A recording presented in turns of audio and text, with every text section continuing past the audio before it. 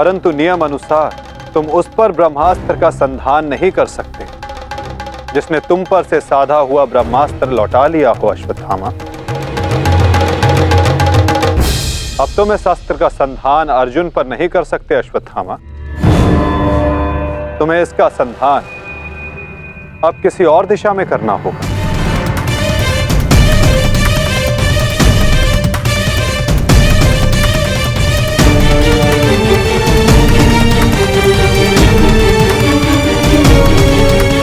वासुदेव, इस युद्ध में हमारे नाश का कारण केवल आप हैं, आप।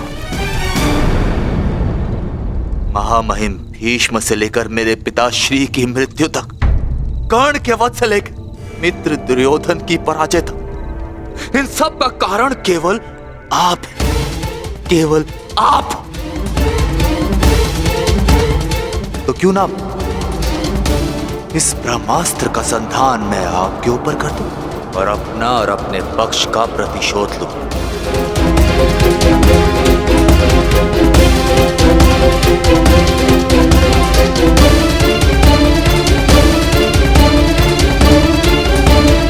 नहीं,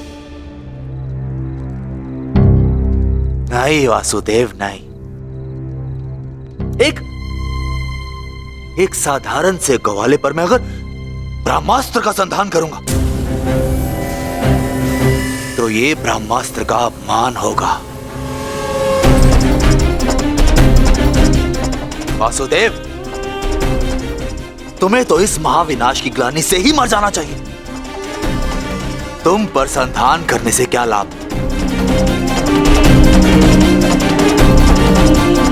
ज्येष्ठ भ्राता युधिष्ठिर, क्यों ना मैं इस ब्रह्मास्त्र का संधान तुम पर करूं?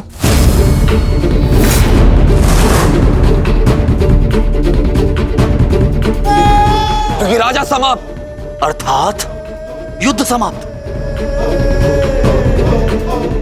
इस एक अस्त्र से मैं इस युद्ध का परिणाम बदल सकता हूं। तुम्हारे प्राण लेकर भ्राताश्री, परंतु नहीं, क्योंकि जिस मित्र दुर्योधन के लिए हमने ये युद्ध लड़ा वो अपने जीवन का युद्ध हार चुका। इसीलिए इस युद्ध और इस विजय का कोई अर्थ ही नहीं है। भ्राता भीम, गदाधारी भीम, क्यों ना इस ब्रह्मास्त्र से मैं तुम्हारा संहार कर दूं? क्योंकि तुमने मेरे पिता के साथ छल किया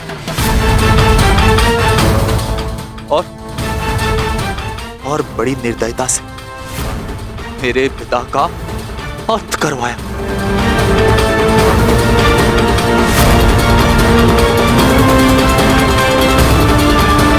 परंतु नहीं, बताइए वासुदेव कि मैं इस ब्रह्मास्त्र का संधान किस पर करूं? उत्तर दीजिए वासुदेव, उत्तर दीजिए।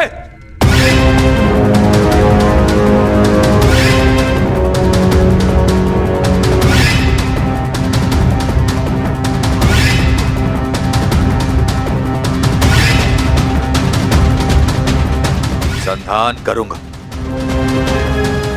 परंतु उस पर जिस पर संधान करने से मेरा वचन पूरा होगा, जो मैंने अपने मित्र दुर्योधन और अपने पिता की जल्दी देह के समक्ष दिया कि मैं पांडवों के संपूर्ण वंश का विनाश करूंगा।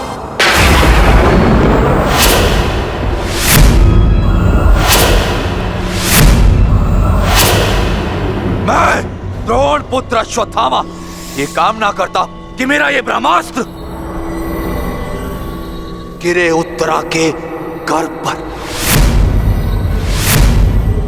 जहां पांडवों के वंश का अंतिम बीज पल रहा है। अश्वत्थामा!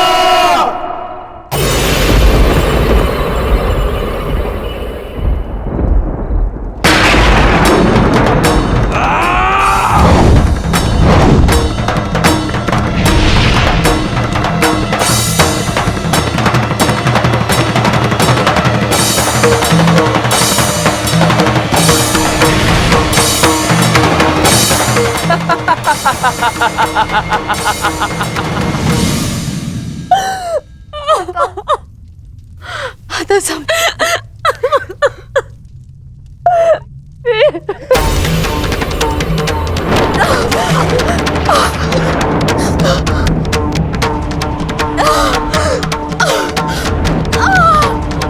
क्या हुआ पुत्री, तुम ठीक हो ना? पता नहीं माता, ऐसा लग रहा है जैसे किसी ने मेरे घर पर प्रहार कर दिया हो।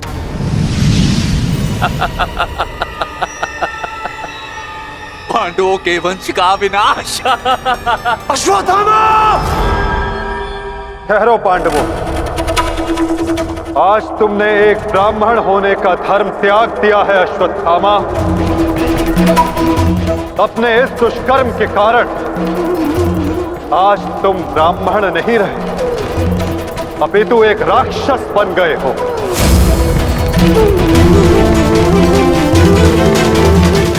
आज तुम्हें वो दंड दिया जाएगा जो एक राक्षस को दिया जाता है।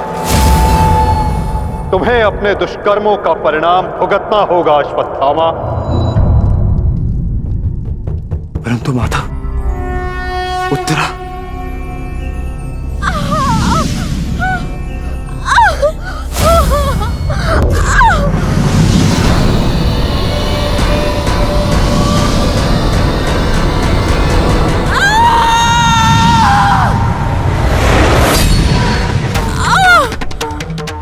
ब्रह्मास्त्र उत्तरा के गर्भ में प्रवेश कर चुका है पार्थ।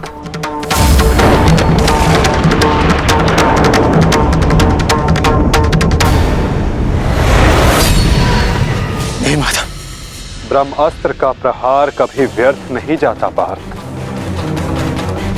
और उत्तरा की कोख में पल रहे नवजीवन के प्राणों पर यदि कोई संकट आया तो ये संकट केवल उसके प्राणों पर नहीं, उसके भविष्य पर नहीं, अपितु समस्त संसार के भविष्य पर आएगा पार्थ।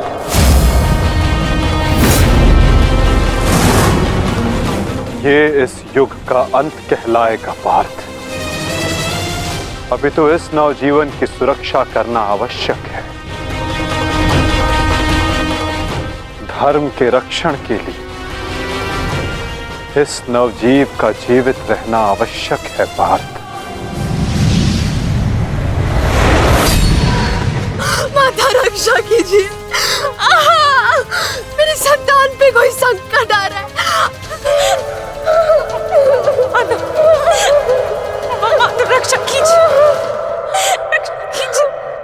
कुछ कीजिए माता, वैसा अनर्थ मत होने दीजिए।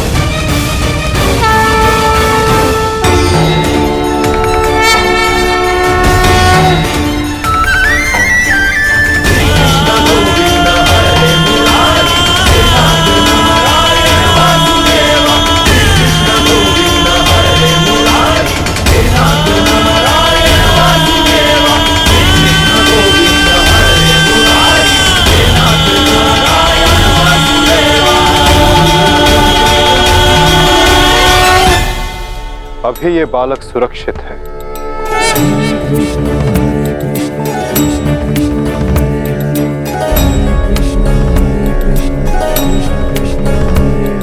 किंतु ब्रह्मास्त्र रूपी काल अभी भी इस पर घात लगाए बैठा है।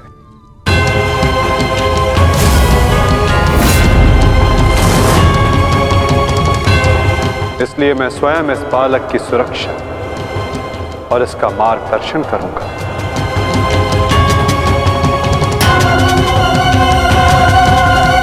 परंतु इस अद्भुत बालक की परीक्षा की घड़ी तो अब प्रारंभ हुई है। एक योद्धा की भांति इस बालक को इस संसार में जन्म लेना होगा, जो धर्म के मार्ग को प्रशस्त करेगा। एक योद्धा इस संसार में आने के पश्चात युद्ध लड़ता है, किंतु इस बालक को जन्म लेने के लिए संघर्ष करना होगा और जीवन की ये परीक्षा इसे स्वयं देनी होगी।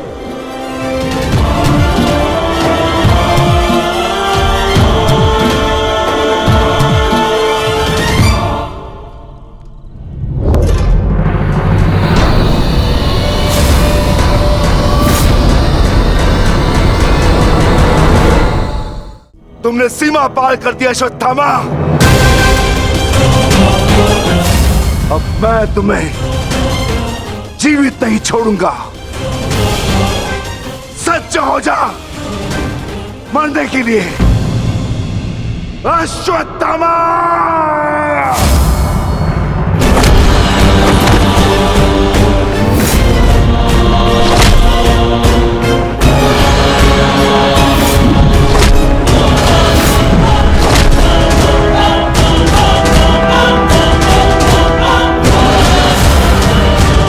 ठहरो विकोदर।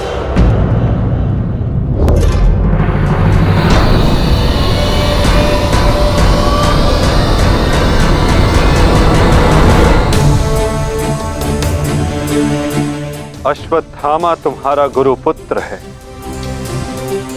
और जन्म से एक ब्राह्मण भी। इसकी हत्या का पाप तुम अपने सर पर ना लो विकोदर।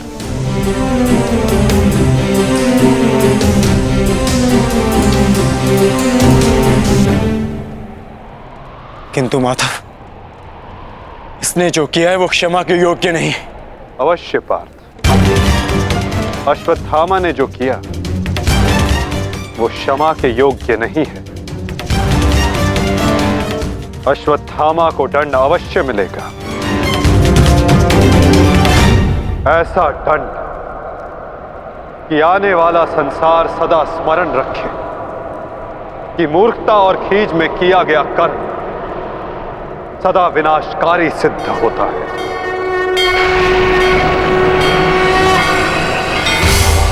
पार्थ, अश्वत्थामा के मस्तक की मणि निकाल।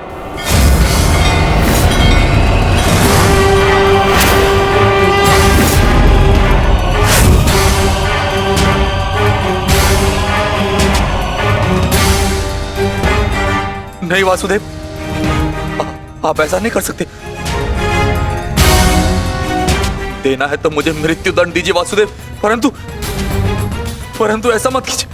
तुम वीर गति पाने के योग्य नहीं हो अश्वत्थामा। तुमने जो किया है उसका दंड तुम आजीवन भुगतोगे। पार्थ,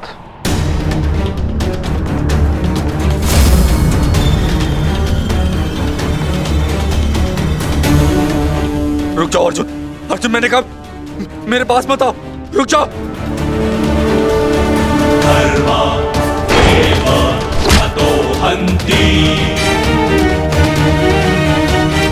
धर्मो रक्षति रक्षितः तस्मात् धर्मो न हन्त्यो मानो धर्मो हतो वधि।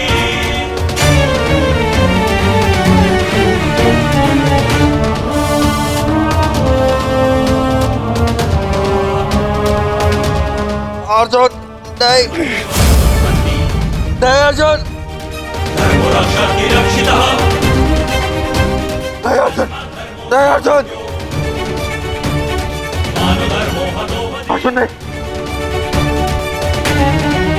नहीं अर्जुन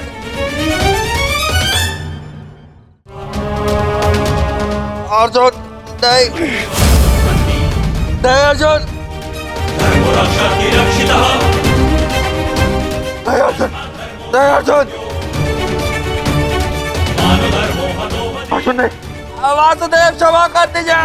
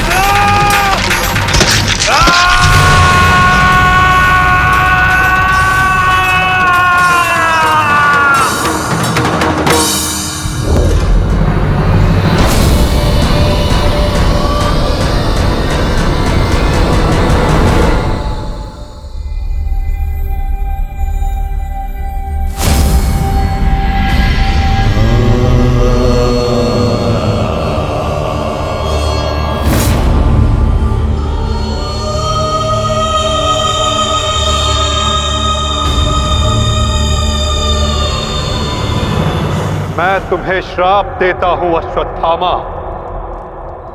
तुम्हारे ये घाव कभी नहीं भरेंगे। तुम चिरकाल तक आजीवन ऐसे सड़ते रहोगे।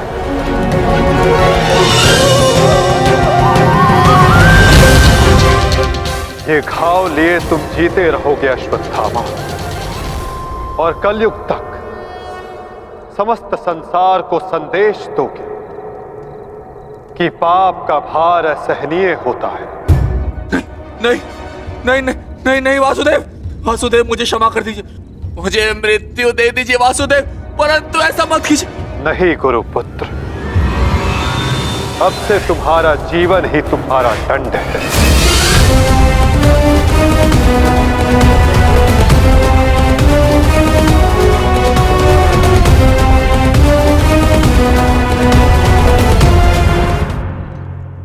ये क्या हो गया विदुर, ये क्या हो गया? एक भूल के कारण मेरा समस्त वंश समाप्त हो गया विदुर, समाप्त हो गया। यदि उस सभा में मैंने अपने पुत्र को रोका होता तो आज मेरे सभी 100 पुत्र जीवित होते।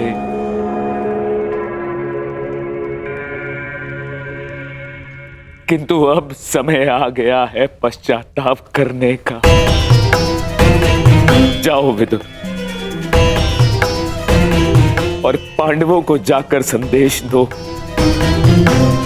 कि वो आकर अपना राज्य ग्रहण करें, और भीम से कहना कि वो मेरी सभा में आने से पूर्व वो मेरे समक्ष आए। मैं उस वीर से मिलना चाहता हूं जिसने अपनी प्रतिज्ञा पूर्ण करने हेतु मेरे 100 पुत्रों को काल की गाल में डाल दिया।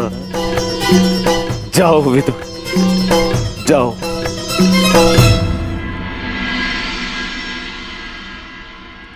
महाराज धृतराष्ट्र की आज्ञा का पालन अवश्य होगा महात्मा विदुर। कल पांडव उनके समक्ष अवश्य प्रस्तुत होंगे।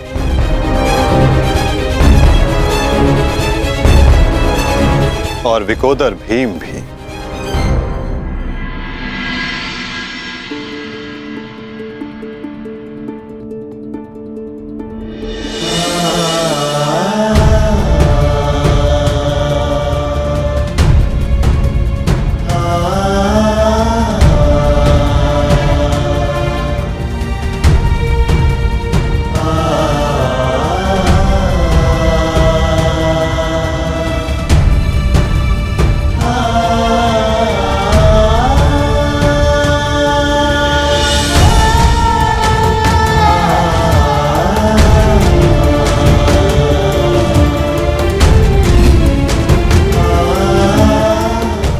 कल्याण हो पुत्रों।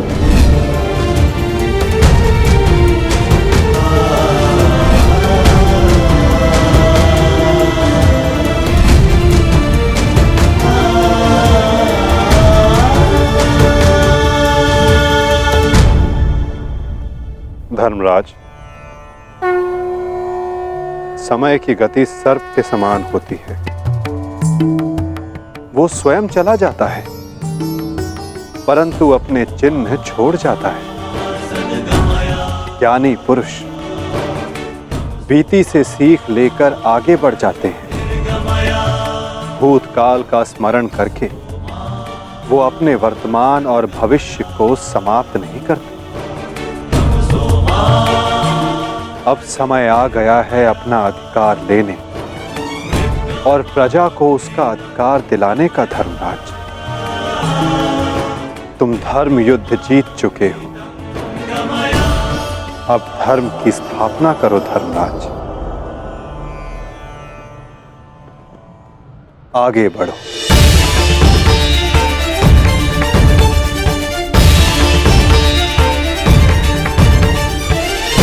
क्षमा क्षमोस्तेयम् शौचमिन्द्रिय निग्रहः। क्षमा क्षमोस्तेयम् शौचमिन्द्रिय निग्रहः। निर्विद्या सत्यं क्रोधो दशकं धर्मलक्षणम्। स्वागत है सम्राट। महाराज धृतराष्ट्र आप सभी की प्रतीक्षा कर रहे हैं।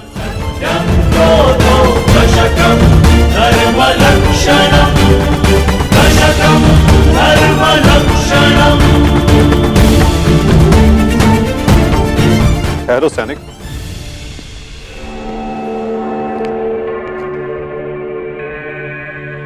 मुझे युवराज दुर्योधन का कक्ष देखना है। आइए वासुदेव।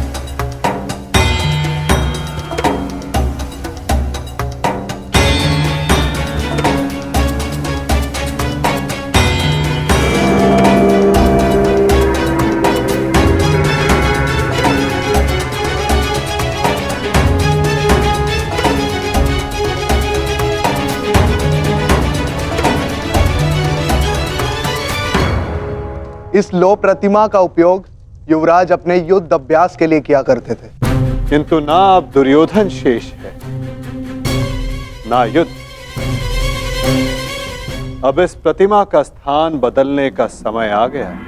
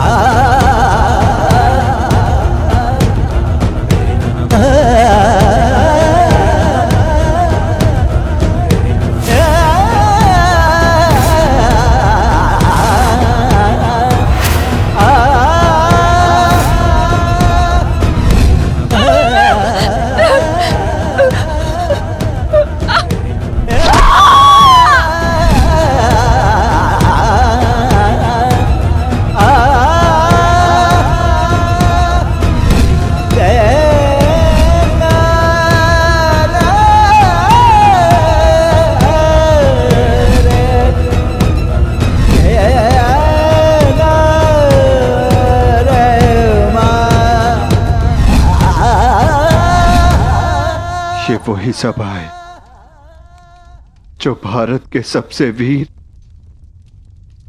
और महान महारथियों से सजी रहती थी, और आज ये रिक्त है। वो एक अशुभ दिन था, वो एक द्यूत सभा जो मेरे 100 भाइयों और उन सभी महारथियों के विनाश का कारण बनी। 100 नहीं, 101 101 भाई थे भ्राता भीम, कौरव और ज्येष्ठ कर्ण। सारी प्रतिज्ञाएं पूर्ण हो गई। यदि कुछ खाली है तो ये सभा। तुम सब विलाप ना करो।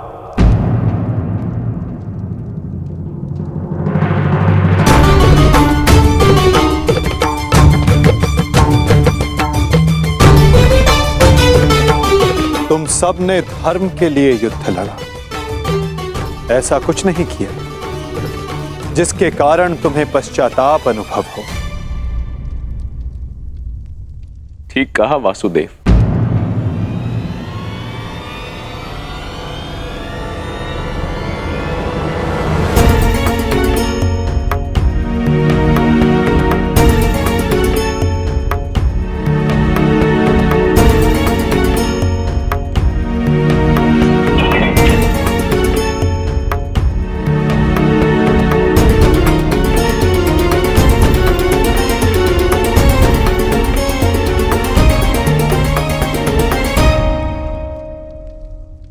पश्चाताप तो मुझे करना चाहिए। एक राजा का कर्तव्य होता है अपनी प्रजा को उन्नति के द्वार तक लेकर जाना, और एक पिता का कर्तव्य होता है अपनी संतान को धर्म के मार्ग पर ले जाना। परंतु मैं दोनों में से एक भी कर्तव्य का निर्वाह उचित रूप से ना कर सका। यदि आज ये सभा रिक्त है तो उसका कारण मैं ही हूं वासुदेव।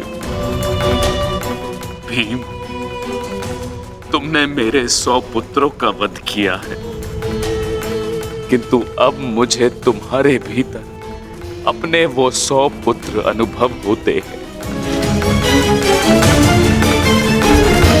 पुत्र,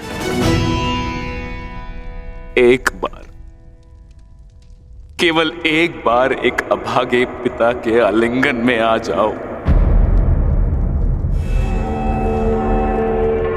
मुझे ऐसा लगेगा कि मैंने अपने सभी पुत्रों को अपने आलिंगन से लगा लिया है।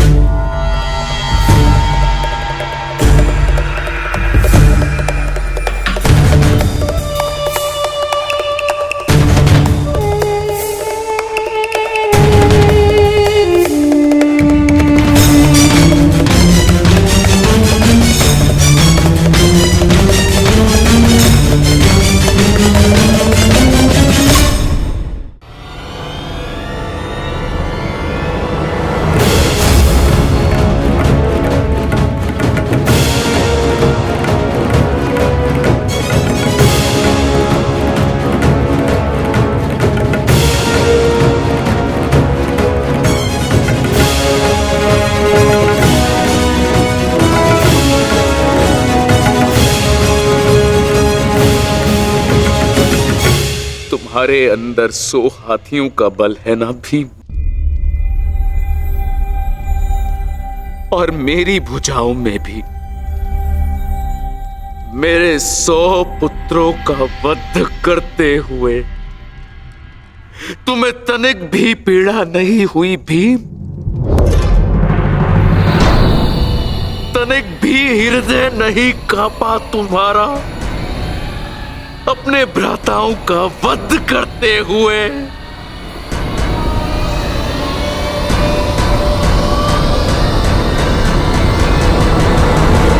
दुर्योधन, ये तुम्हारे लिए है पुत्र।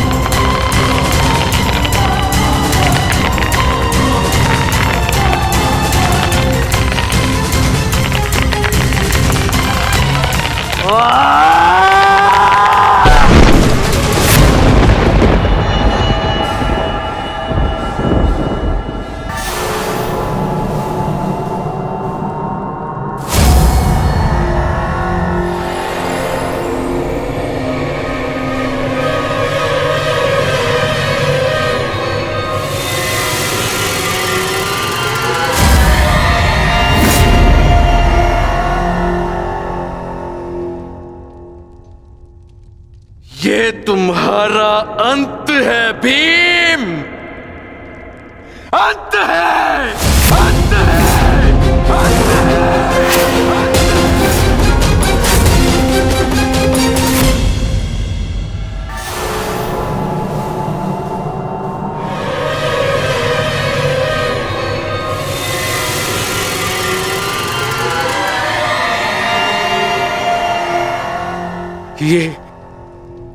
ये मैंने क्या कर दिया? मैं भी पुत्र हंता हो गया। ये मैंने क्या कर दिया देव? भ्राता पांडु, मुझे क्षमा कर देना भ्राता पांडु।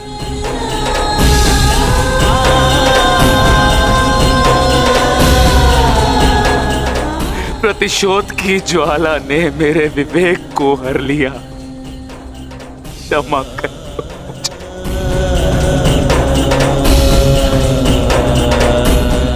पुत्र भीम,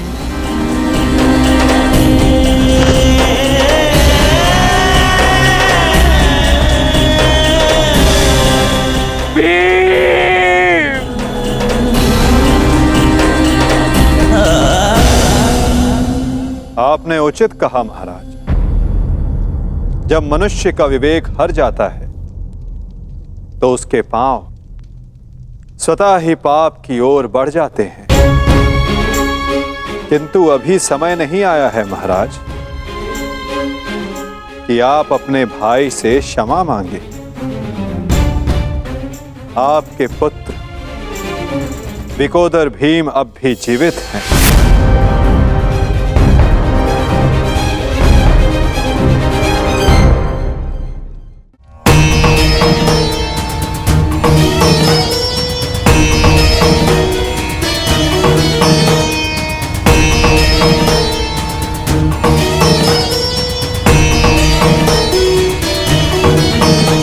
एक विवेकहीन निर्णय ने द्यूत रचा, दूसरे विवेकहीन हठ ने पांचाली का चीर हरण किया।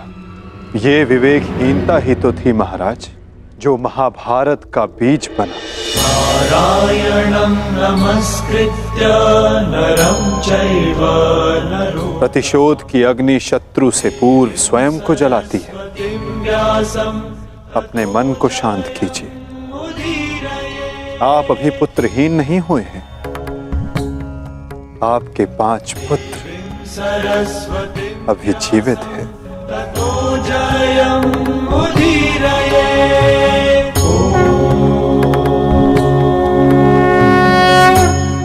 अपने मन की अग्नि को शांत कीजिए।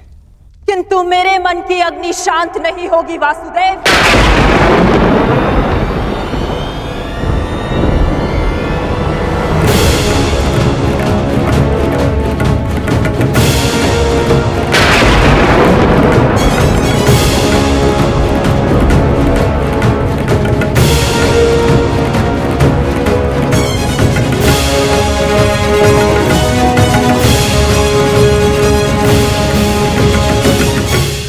छल से मेरे सभी पुत्रों को मरवा डाला वासुदेव।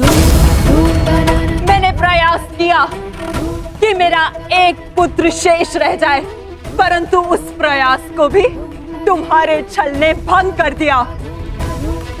श्री बलराम को भी अपने कपट में उलझाकर मौन करवा दिया तुमने, परंतु इस माता की ममता अब मौन नहीं रह सकती। तुम्हारे छल से मेरे कुल का नाश हुआ है वासुदेव।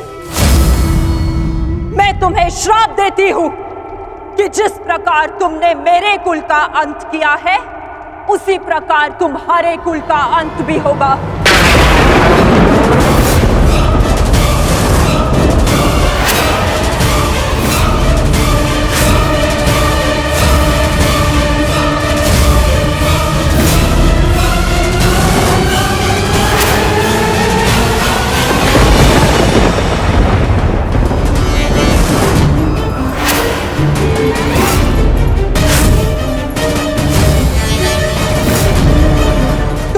कुल भी ऐसे ही आपस में लड़कर नष्ट हो जाएगा।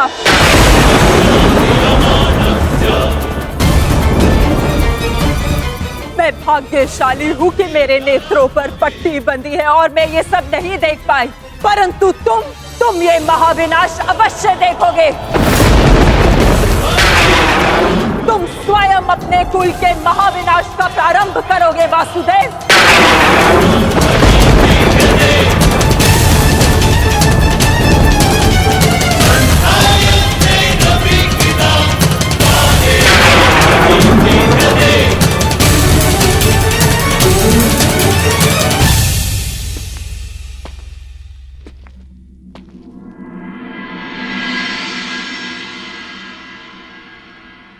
जिस प्रकार एक प्रसन्न माता का आशीष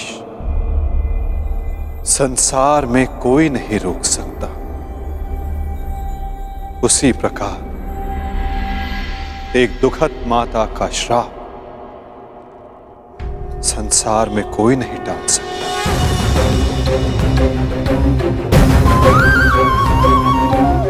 मुझे आपका श्राप स्वीकार है माते।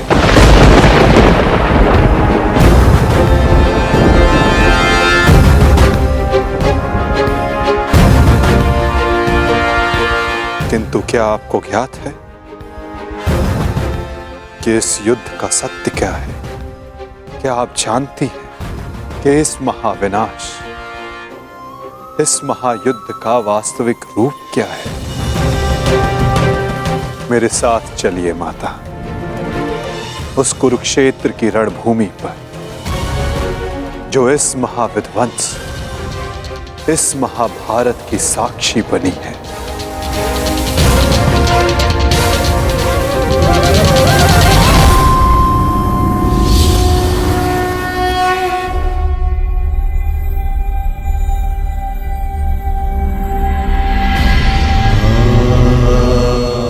ये दुर्गंध कैसी वासुदेव? ये दुर्गंध उन वीरों के शवों की है जिन्होंने इस महायुद्ध में अपना बलिदान दिया है माता, परंतु जिन्हें अंतिम संस्कार का अवसर भी ना मिला। ये दुर्गंध यहाँ हुए भीषण संहार के एक एक क्षण का अनुभव करा रही है मुझे। तुमने छल से मेरे एक एक पुत्र का वध कराया है वासुदेव। अपने दिए गए श्राप पे मुझे कतई भी पश्चाताप नहीं है। इस युद्ध से किसी को कुछ प्राप्त नहीं हुआ। ये युद्ध सबके लिए दुर्भाग्य ही साबित हुआ है और तुम्हारे लिए भी ये दुर्भाग्य ही साबित होगा। और आज मेरे श्राप के रूप में तुम भी उस युद्ध से दुर्भाग्य ही लेकर जाओगे। जब आप मुझे अपराधी मान ही चुकी हैं, जब आप मुझे दंड दे ही चुकी हैं, तो आप मेरा कोई स्पष्टीकरण भी स्वीकार नहीं करेंगी माता।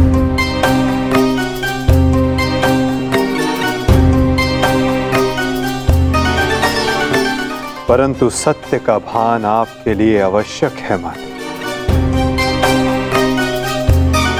जिनकी दृष्टि से इस महायुद्ध का कोई भी क्षण, कोई भी छल अनदेखा नहीं गया है माते,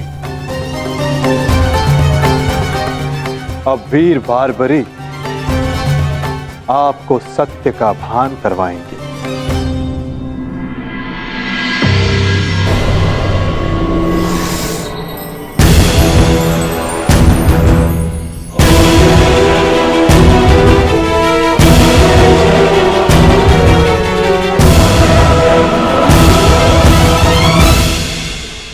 अब आपके समक्ष वीर बारबरीक है गांधार पुत्री, जो आपके पौत्र भी हैं, जो इस युद्ध के एकमात्र दर्शक हैं।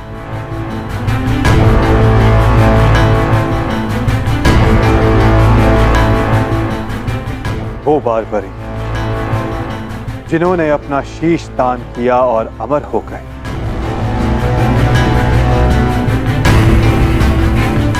अब वही आपको सत्य का ज्ञान करवाएंगे।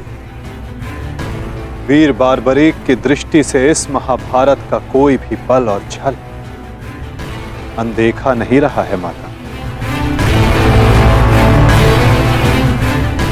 अब बारबरीक आपको सत्य बताएंगे।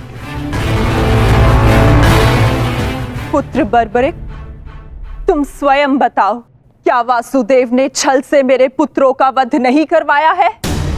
यदि तुमने इस युद्ध का एक एक क्षण निष्पक्ष होकर देखा है तो बताओ, कौरव वंश के वट वृक्ष महामहिम भीष्म, जिन्हें इच्छा मृत्यु का वरदान था, क्या वासुदेव ने उन्हें अपने छल से धराशाही नहीं करवाया है? क्या वासुदेव ने द्रोण पुत्र अश्वत्थामा की मृत्यु का छल रचकर आचार्य द्रोण का वध नहीं करवाया है?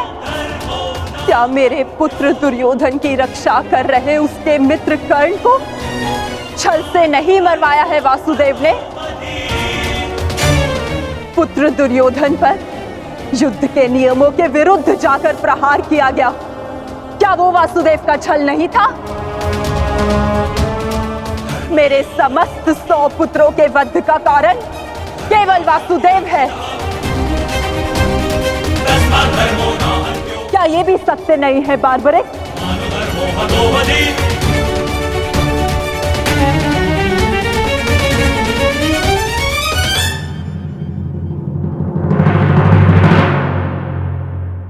मैं आपसे सहमत हूं माते। ये सब स्वयं वासुदेव ने करवाया।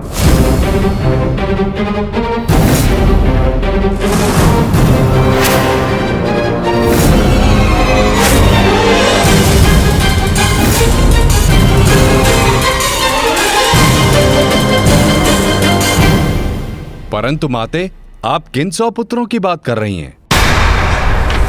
कौन भीष्म, कौन कर्ण, कौन द्रोण और कौन अभिमन्यु? सत्य तो यह है माते कि कुरुक्षेत्र में कोई था तो केवल एक पुरुष, वासुदेव कृष्ण। ना कोई भीष्म, ना कोई द्रोण और ना ही अंगराज कर्ण। जिस पर प्रहार हुए वो वासुदेव ही थे, और जिसने प्रहार किए वो भी वासुदेव ही थे। उनके अतिरिक्त कुरुक्षेत्र में कोई और उपस्थित नहीं था माते। ये तुम क्या कह रहे हो बर्बरिक? इसका क्या अर्थ है? इसका अर्थ शब्दों से नहीं, दृश्यों से समझ आएगा राजमाता।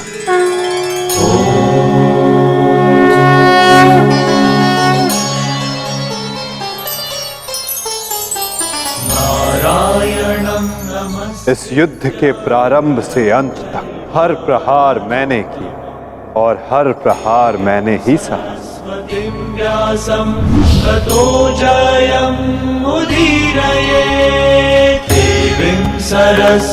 धर्म स्थापना के लिए धनुष, गदा, खड्ग, ये सब मैंने ही उठाए और इन सारे अस्त्रों का हर एक प्रहार मैंने ही सहा।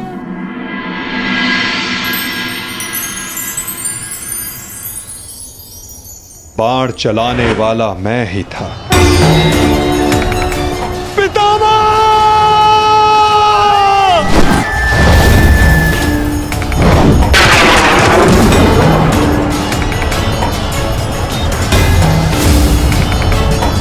और उस बाण को अपने शरीर पर लेने वाला भी मैं ही था।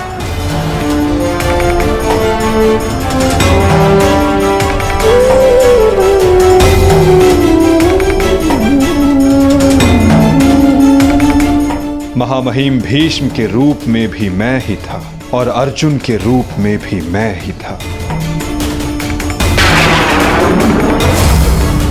और सरशैया पर लेटने वाला भी मैं ही था।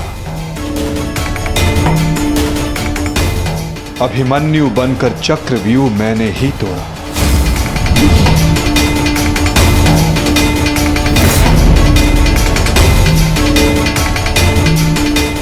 वापस आओ अभिमन्यु, लौट आओ, यूं में प्रवेश मत करो। विश्वास कीजिए दात्री, मैं इस चक्रव्यूह को तोड़ सकता हूं, और यदि मेरा सर कट भी जाए तब भी आपका सर गर्व से उठा रहेगा।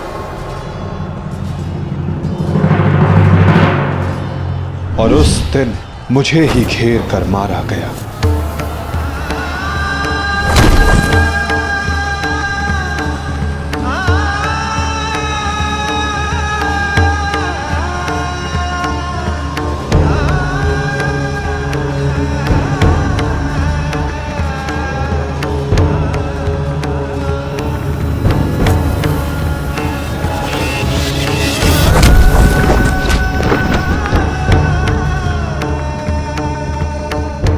वो मैं ही था जिसने द्रोणाचार्य से कहा कि अश्वत्थामा मारा गया। आपने बिल्कुल सही सुना आचार्य द्रोण। अश्वत्थामा मारा गया। द्रोणाचार्य के रूप में अस्त्र त्यागने वाला भी मैं ही था।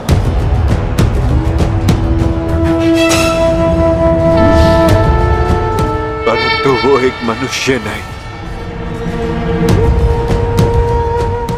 एक हाथी था।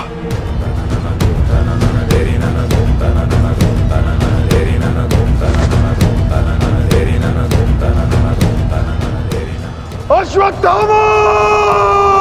और धृष्टद्युम्न बनकर मैंने ही स्वयं पर प्रहार किया।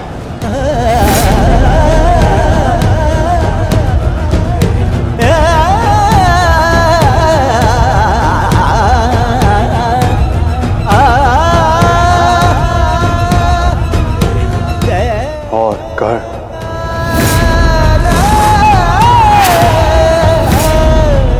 कर्ण के रूप में मैंने ही अपना कवच अपने शरीर से अलग किया।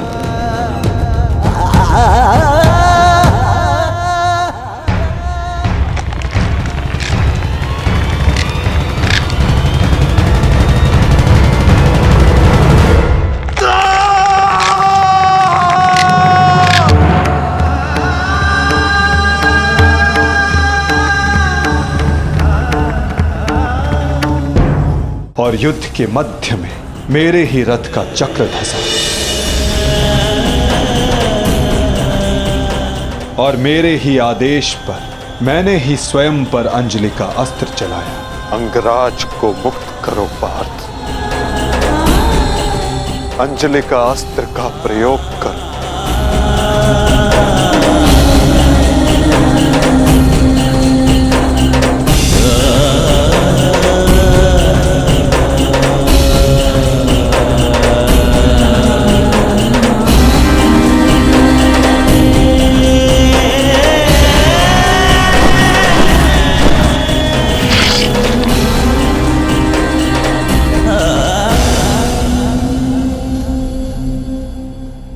दुर्योधन के रूप में मेरी ही जंघा पर प्रहार करके मेरा ही अंत किया गया।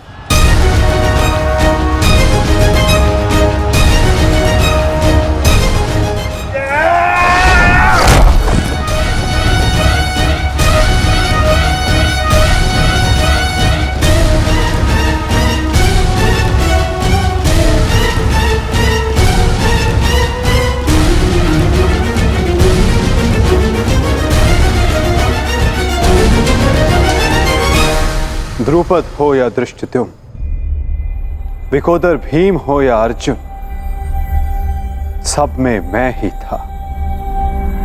मैं ही विजयी हुआ और मैं ही पराजित हुआ।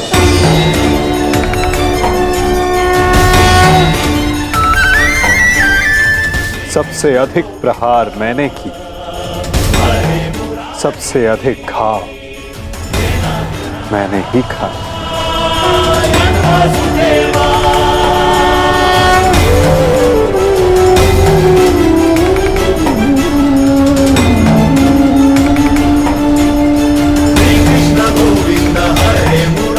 18 दिनों के इस महासंहार हर बार मृत्यु मेरी ही हुई।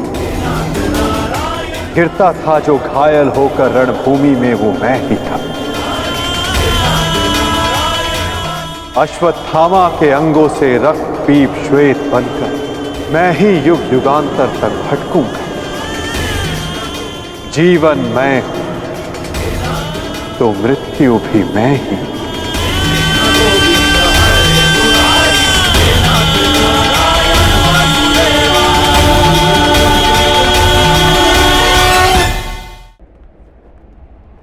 श्राप तुम्हारा स्वीकार है माते।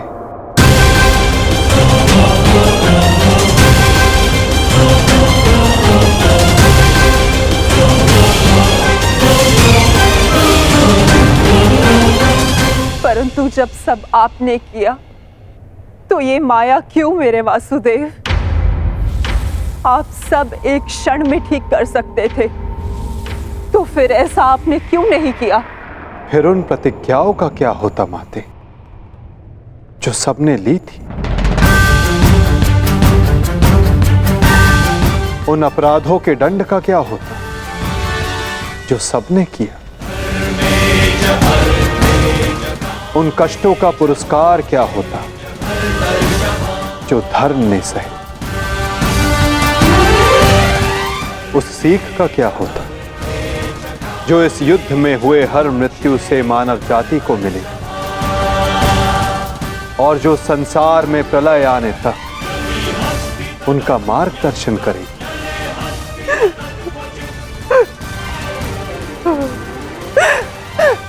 मुझे क्षमा कर दीजिए वासुदेव।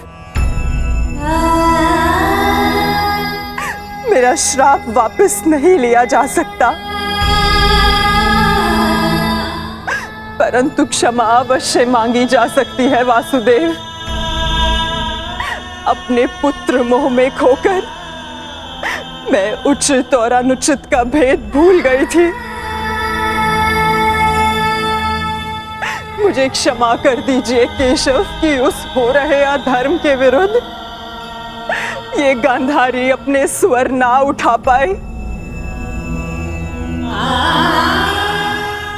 क्षमा कर दीजिए।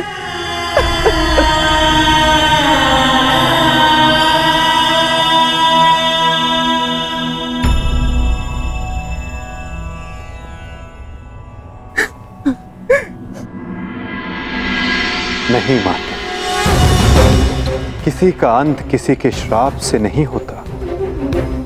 यदि किसी का अंत होता है तो स्वयं के पापों से। यदि यदुवंश का अंत होगा तो आपके श्राप से नहीं माते, अपितु स्वयं के पाप कर्मों से।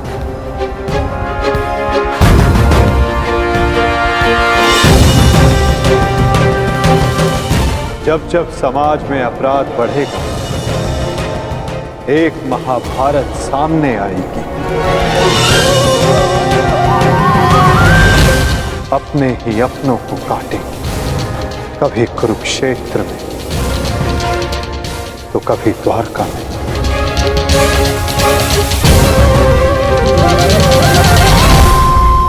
माते,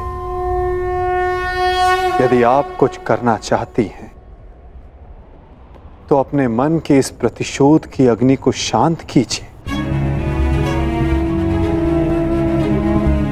और पांडवों को आशीष दीजिए। युधिष्ठिर का राज्य अभिषेक करवाइए और धर्म स्थापना में आपका ये योगदान और आपका आशीष आवश्यक है माते।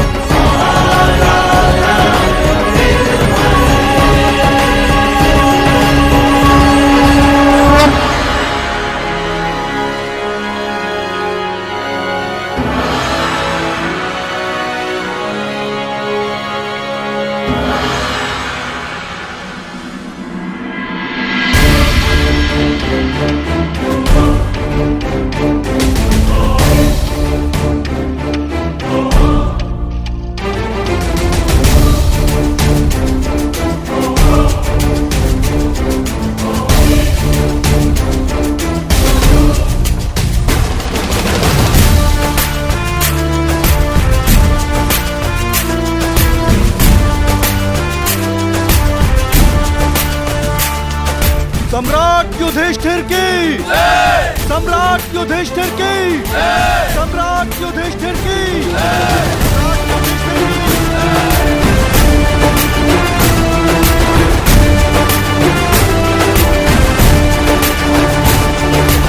धर्मराज, केवल एक ही वीर था जो परिवर्तन के लिए अंतिम श्वास तक लड़ा। महारथी सूर्य पुत्र कर्ण।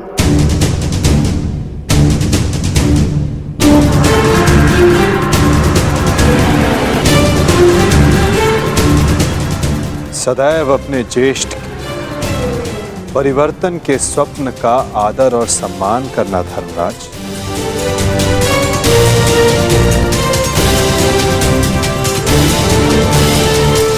सम्राट पद पर स्थापना के पश्चात मैं पहली घोषणा करता हूं, हस्तिनापुर में अब जन्म आधारित व्यवस्था का अंत किया जाता है। वर्ण व्यवस्था रहेगी, परंतु वो कर्म के आधार पर आधारित होगी।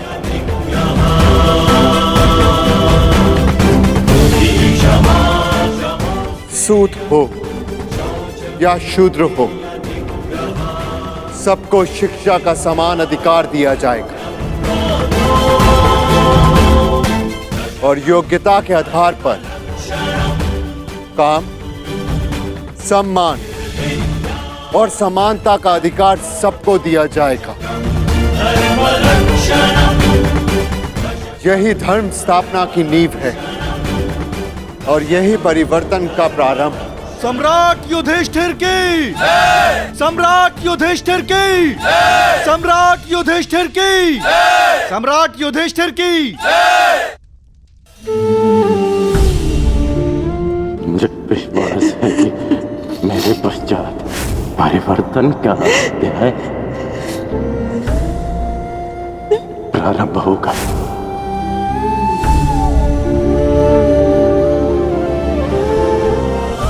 देख रहे हो राधे, तुम्हारे मन चाहे परिवर्तन का प्रारंभ हो चुका है। महाभारत के इस महायुद्ध में 18 अश्वनी सेना और बहुत से महारथियों ने अपने प्राणों का त्याग किया है। मैं उन वीरों के परिवारों को नमन करता हूं।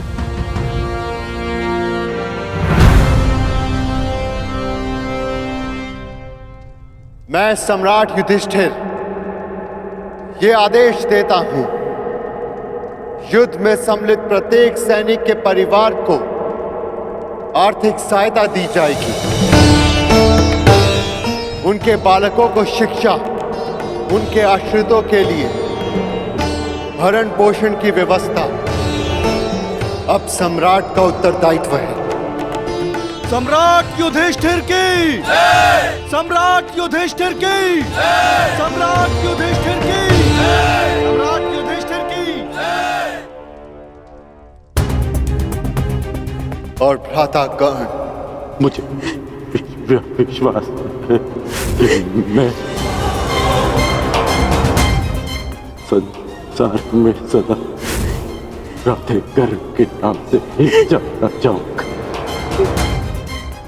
राधे कर्ण के द्वारा सुझाए गए प्रतिरूप के आधार पर राज्य में समानता की एक नई व्यवस्था विकसित की जाएगी।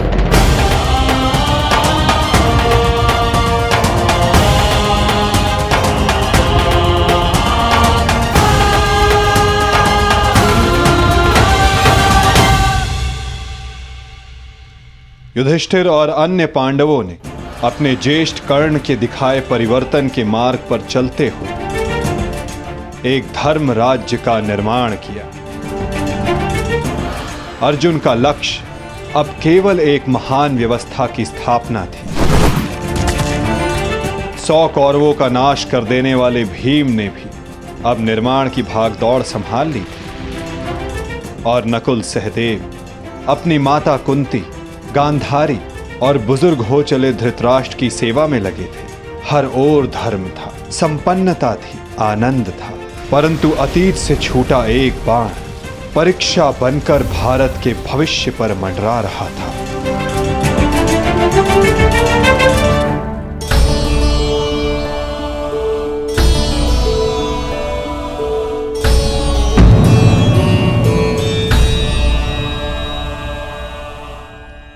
आप सबसे ज्येष्ठ हैं भ्राताश्री, इस स्थान पर आपका अधिकार है, परंतु फिर भी आप यह स्थान रिक्त क्यों रखते हैं?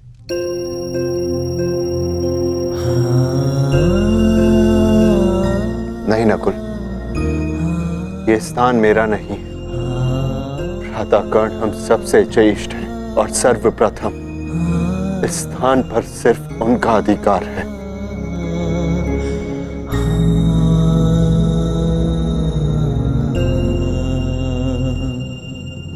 साम्राज्ञी,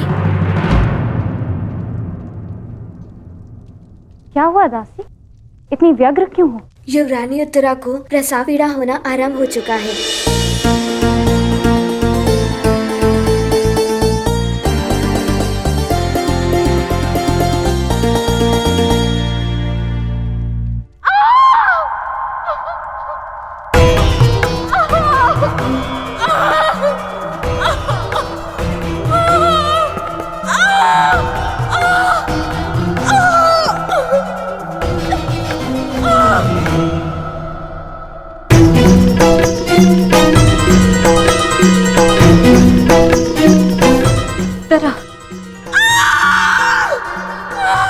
ज्येष्ठ, माता कहाँ है?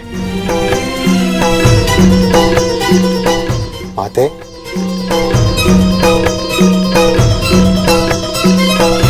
माता, माता वो उत्तरा। हम भीतर जाकर देखते हैं।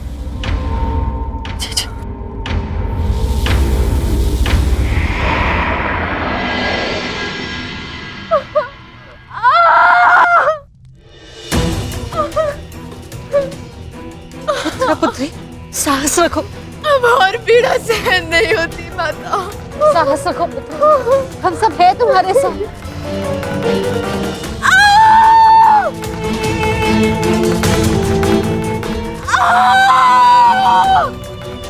माता, प्रसव पीड़ा तो सबको होती है, परंतु उत्तरा के लक्षण गंभीर हैं।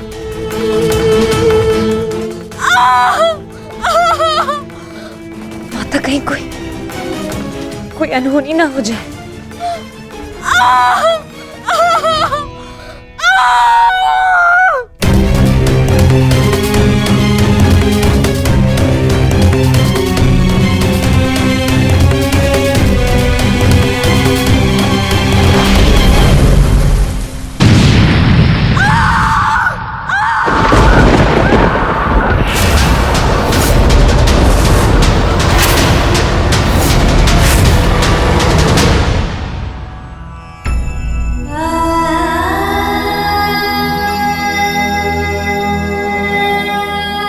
क्या अनर्थ हो गया?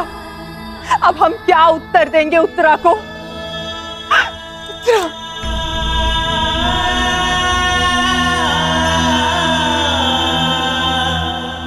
क्या अनर्थ कर दिया अश्वत्थामा ने?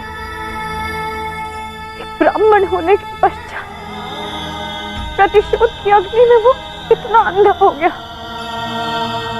एक शिशु पर ब्रह्मास्त्र चलाने से पूर्व उसे तनिक भी दया नहीं आई।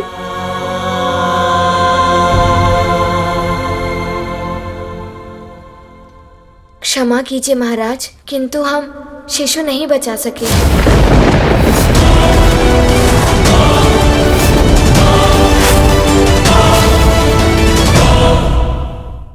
ये क्या अनर्थ हो गया?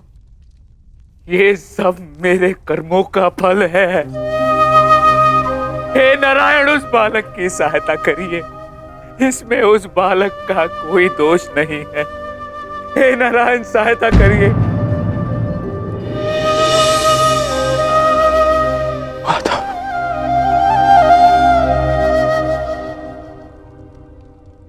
माता, कुछ कीजिए माता, कुछ कीजिए। मैं आपसे विनती करता हूँ, हमारे वंश के अंतिम बीज की रक्षा कीजिए, अन्यथा हमारा वंश समाप्त हो जाएगा।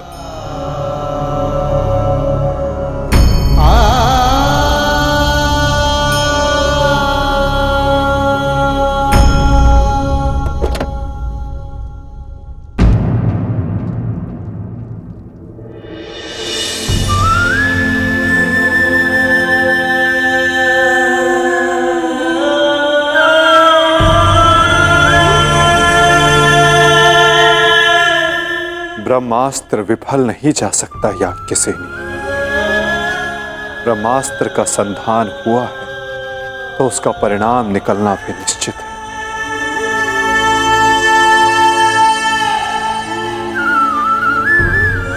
क्या यही धर्म स्थापना है माधव? इस अजन्मे शिशु का क्या दोष जो इससे भी अधर्म का मूल्य अपने प्राण देकर चुकाना पड़ा?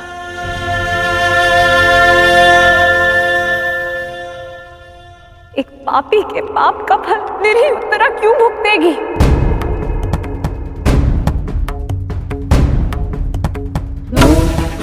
माधव, वो तो इस युद्ध में सम्मिलित भी नहीं थी, परंतु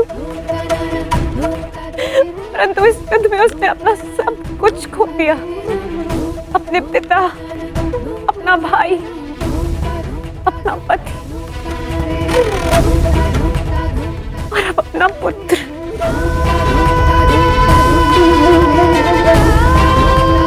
ये कैसी धर्म स्थापना है माधव?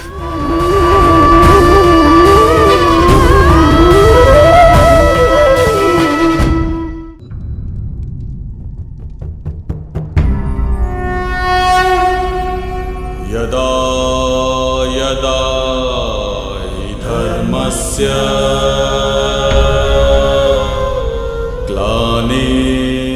यदि मैंने अपने माता पिता का आजीवन सम्मान किया,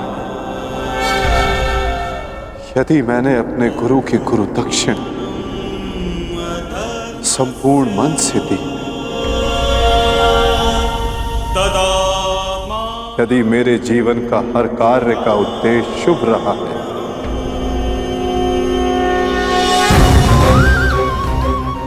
यदि मैंने धर्म स्थापना के लिए संपूर्ण प्रयास किया है,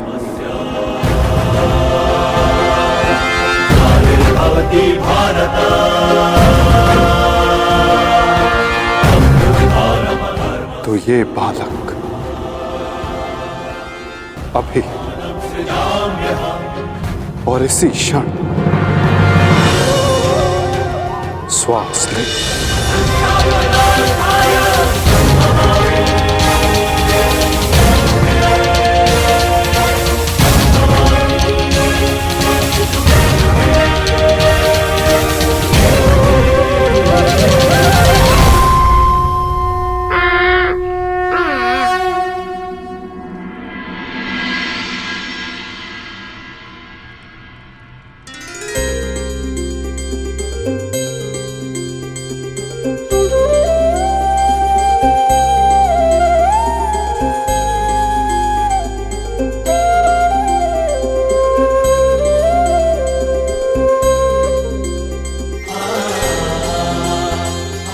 अपने जीवन की सबसे कठिन परीक्षा में सफल हुआ है ये बालक। ब्रह्मास्त्र की कठिन परीक्षा में खरा उतरा है ये बालक,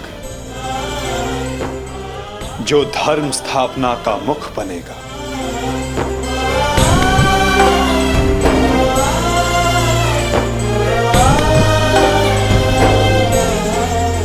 परीक्षित।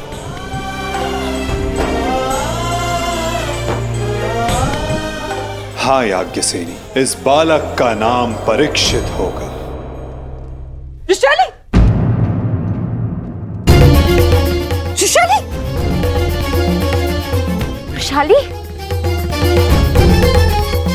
वृषाली, पुत्री वृषाली।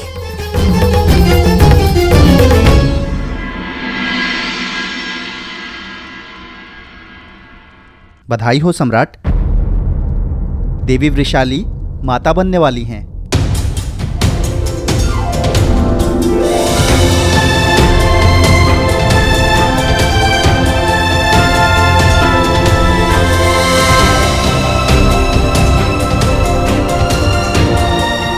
प्रभु को कोटि कोटि धन्यवाद। आज एक दिन में 2 शुभ समाचार मिले। अब परिवर्तन के 2 सूर्य चमकेंगे हस्तिनापुर।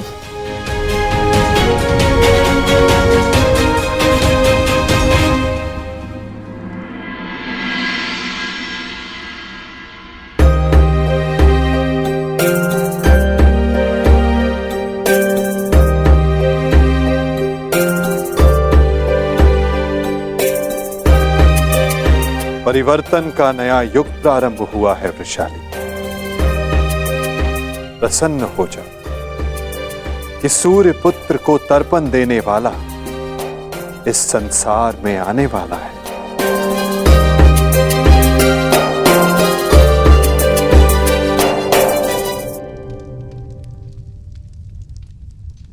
अब आप सब मुझे आज्ञा दीजिए। नहीं माधव, इतनी शीघ्रता की क्या बात है? परीक्षित के 6वीं संस्कार तक रुक जाइए। द्वारका प्रस्थान करने का समय आ गया है पार्थ। क्या हुआ माधव, सब ठीक तो है ना? नए परिवर्तन का प्रारंभ हुआ है पार्थ, और परिवर्तन और नाश दोनों एक दूसरे से जुड़े होते हैं, और किसी के अंत का प्रारंभ होना अभी शेष है।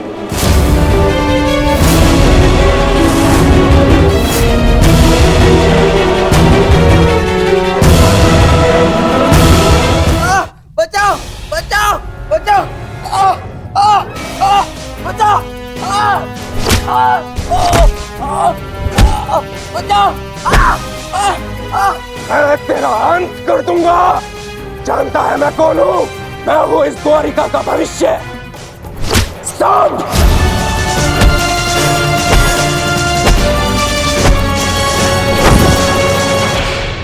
ये क्या दशा बना रखी है सांब? दिन प्रतिदिन तुम्हारा व्यवहार अशुभनीय होता जा रहा है। संभालो स्वयं को।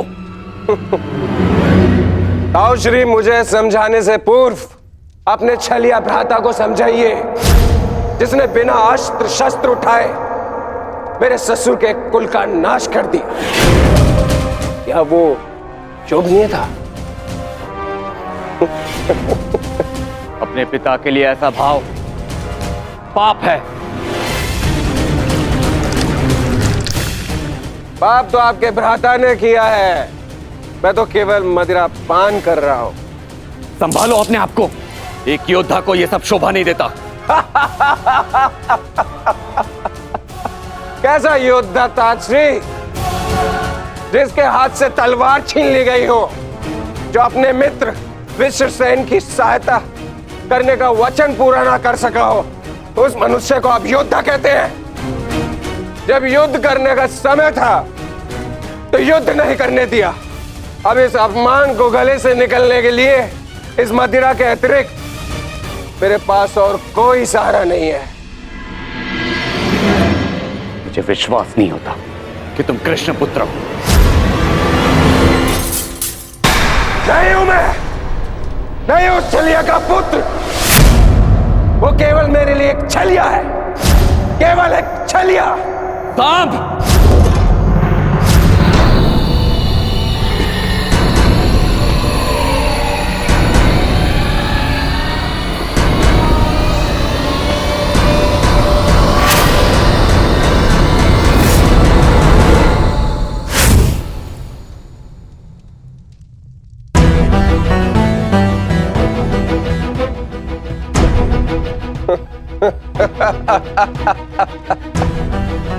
आइए आइए आइए द्वारिकाधीश, आइए।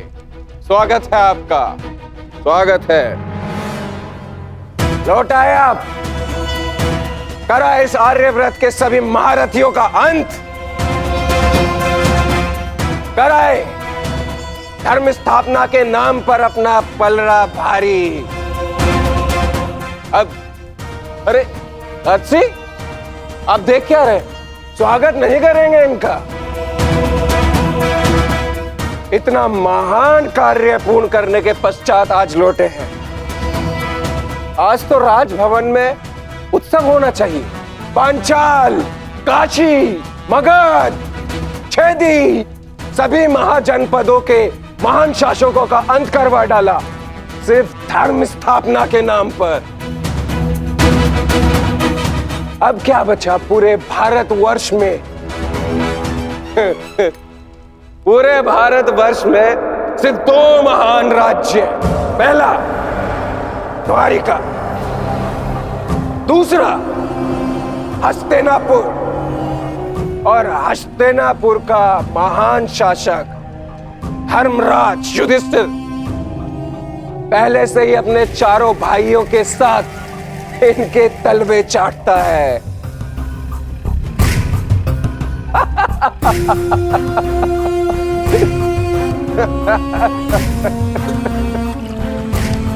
बधाई हो, बधाई हो वासुदेव, बधाई हो।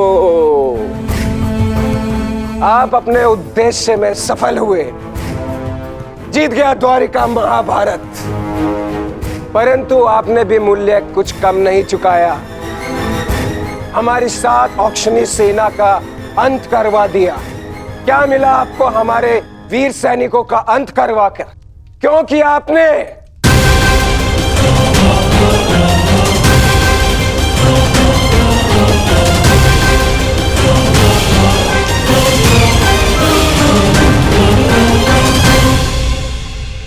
उन सैनिकों ने केवल अपने कर्तव्य का पालन किया था सांब। युद्ध लड़ा, अनेकों को मारा और स्वयं वीर गति को प्राप्त हो गए। उन्होंने तो स्वर्ग की सीढ़ियां पाली सांब। परंतु तुमने अपने साथ क्या किया है पुत्र? तुमने तो स्वयं के जीवन को ही नर्क बना डाला है। तुमने वचन दिया था ना दुर्योधन और लक्ष्मण को कि महाभारत के युद्ध में तुम नारायणी सेना का नेतृत्व करोगे। तो क्यों नहीं बचाया अपनी सेना को? क्यों छोड़ आए अपने मित्र को अकेला युद्ध में? क्यों साथ नहीं दिया अपने मित्र का साथ? केवल अपने प्राण बचाने के लिए? यदि मैं अपने मित्र की सहायता नहीं कर सका तो केवल आपके कारण। आपने रोका था मुझे। मैंने तुम्हें रोका नहीं था साम, केवल विकल्प दिए थे। विकल्प? विकल्प यार में आपने मुझे भयभीत किया था। भयभीत नहीं किया था साम, मैंने केवल तुम्हें यदुवंशी के नियम स्मरण करवाए थे कि यदि नारायणी सेना परास्त होती तो उसके साथ नारायणी सेना का सेनापति अपनी उपाधि खो देता है। विकल्प मैंने अर्जुन और दुर्योधन को भी दिए थे। दुर्योधन ने युद्ध करना चुना और अर्जुन ने धर्म स्थापना। और तुमने युद्ध में भाग ना लेना चुना सांब।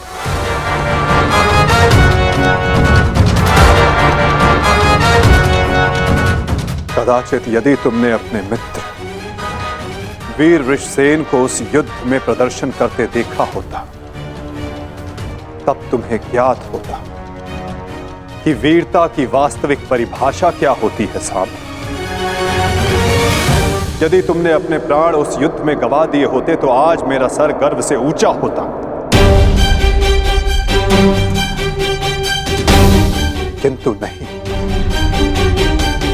तुम तो मदिरा के मद में स्वयं के जीवन को धीरे धीरे करके मार रहे हो। लज्जा आती है तुम पर सांब, लज्जा आती है।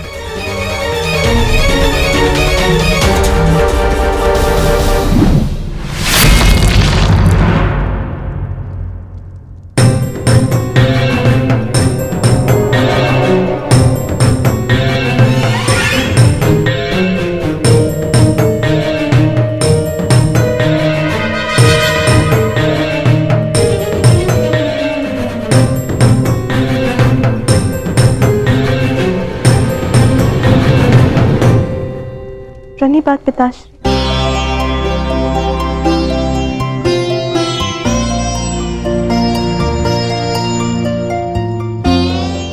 पिताश्री मैं क्षमा। लक्ष्मणा, इतनी लंबी यात्रा से आया हूं पुत्री, भोजन नहीं कराओगी? जी पिताश्री।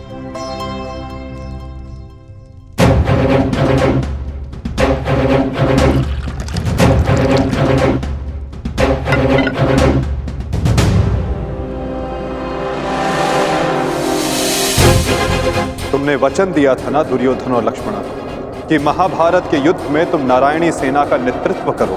क्यों छोड़ आए अपने मित्र को अकेला युद्ध में? क्यों साथ नहीं दिया अपने मित्र का साथ? केवल अपने प्राण बचाने के लिए? यदि तुमने अपने प्राण उस युद्ध में गवा दिए होते तो आज मेरा सर गर्व से ऊंचा होता। लज्जा आती है तुम पर साहब, लज्जा आती है। अपने क्रोध को शांत करो सांब। कैसे करूं मैं खुद को शांत? पिता होकर सदैव मेरा मस्तक दूसरों के सामने झुकाता है, और आज भी तो यही किया उन्होंने। लाओ मुझे दो मित्र।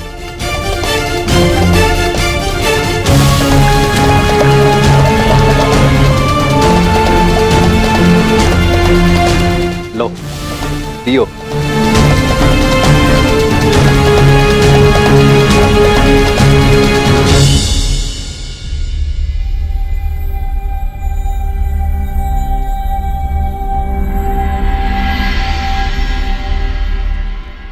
भोजन आराम कीजिए पिताश्री।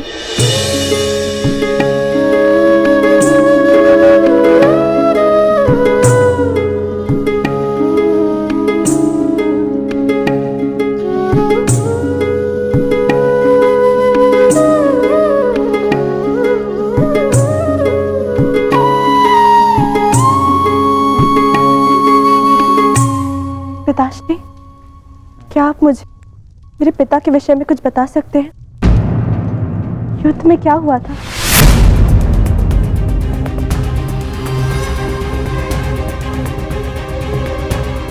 निसंदेह तुम्हारे पिता एक वीर और कुशल योद्धा थे पुत्री, और उन्होंने युद्ध में अलौकिक साहस दिखाया। निश्चित रूप से तुम्हारे पिता से बड़ा गदाधारी इस संसार में और कोई नहीं था पुत्री।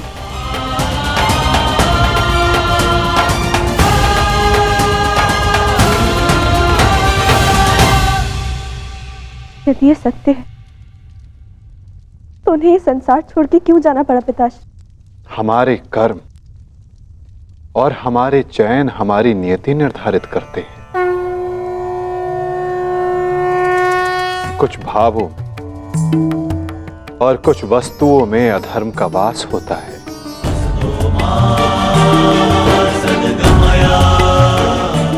जैसे कि जुआ और मदिरा, ये व्यसन पहले लुभाते हैं और बाद में हमारे ही नाश का कारण बन जाते हैं पुत्री।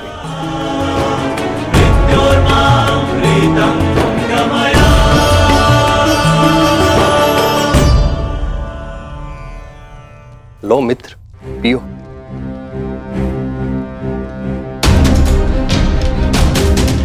मैं जानता हूं कि तुम बहुत दुखी हो, किंतु चिंता मत करो, तुम्हारे मनोरंजन का प्रबंध कर दिया है मैंने। कैसा मनोरंजन?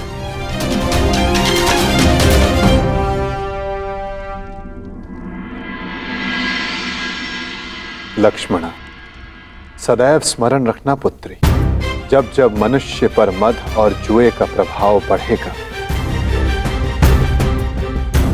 तब तब वो अपने पग अपने पतन की ओर बढ़ाएगा। संभल कर मित्र, आज का विनोद तुम्हारे मन की सारी कड़वाहट बाहर कर ले जाएगा। एक मद्दांध व्यक्ति सबसे पहले अपने बड़ों का आदर करना भूलता है, उनका अपमान करता है, उनका उपहास बनाता है और उसके पश्चात वहीं से उसका अंत प्रारंभ हो जाता है।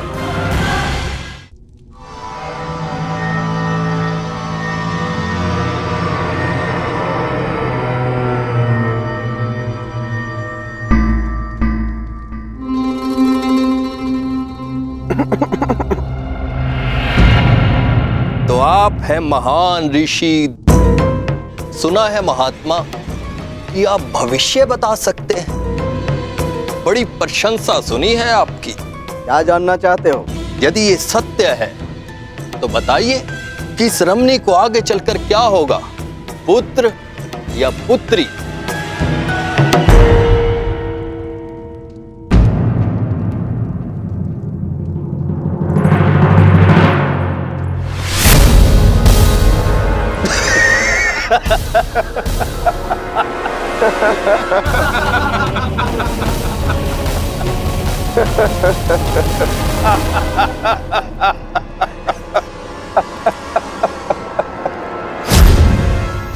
और समय बताना मत भूलिएगा महाराज। यदि आपकी भविष्यवाणी सत्य नहीं हुई तो आप अपनी बाकी की तपस्या हमारी बंदी गृह में पूर्ण करेंगे।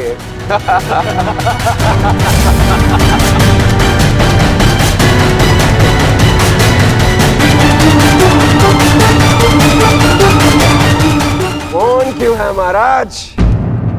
बताइए, मेरी कोख से क्या जन्म लेगा? मदिरा के मद ने तुम्हारे भीतर के मानव को सुला दिया है मूर्ख। अब तुम केवल उस मूसल की भांति हो जिसमें कोई भावना नहीं होती।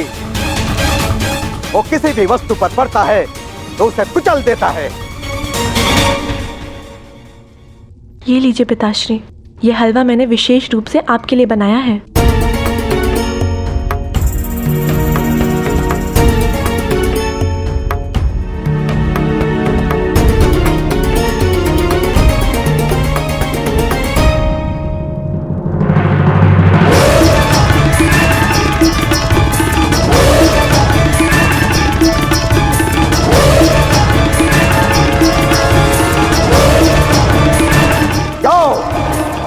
ठीक एक सप्ताह के पश्चात तुम्हारे पेट से मूसल ही उत्पन्न होगा जो तुम्हारे वंश के विनाश का कारण बनेगा।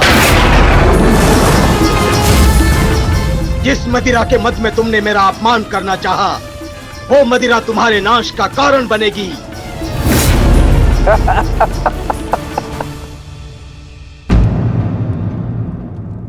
क्या हुआ पिताश्री? आप रुक क्यों गए? क्योंकि जिसे रुकना चाहिए था वो नहीं रुका। लगता है तुम्हें हमारे बंदी गृह के दर्शन करने की उत्सुकता कुछ अधिक है, इसलिए तुमने हमारा अपमान करने का दुस्साहस किया। पहले वासुदेव और अभी तुम। मैं तुम्हें जीवित नहीं छोड़ूंगा।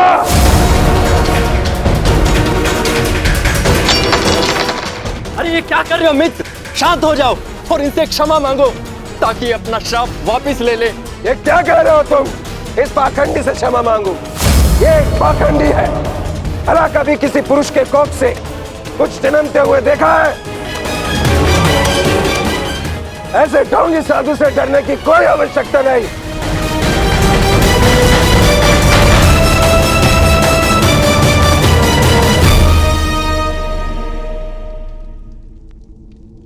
जो अब तक नहीं हुआ साम, वो अब होगा।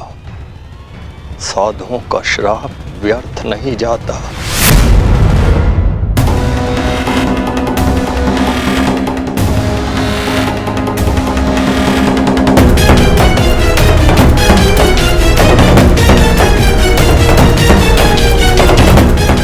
मुझे क्षमा करना पुत्री। कदाचित मैं तुम्हें कह सकता सदा सौभाग्यवती भव।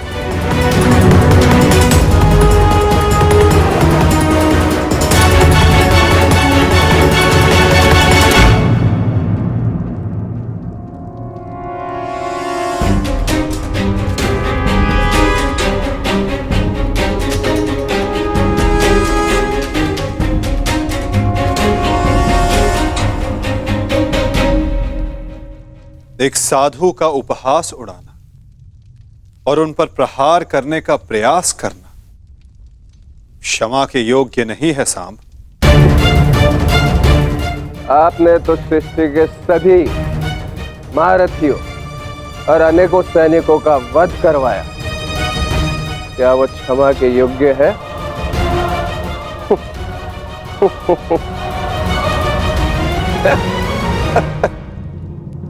प्रतिवर्मा, तुम्हारी उपस्थिति में ये सब हुआ और तुमने साम को रोकने का प्रयास नहीं किया। क्षमा चाहता हूं वासुदेव, हम तो केवल विनोद करना चाहते थे। मुझे अनुमान भी नहीं था कि बात इतनी आगे तक बढ़ जाएगी।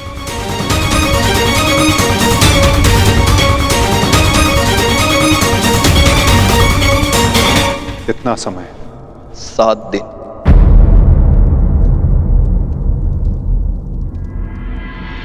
सात दिन बाद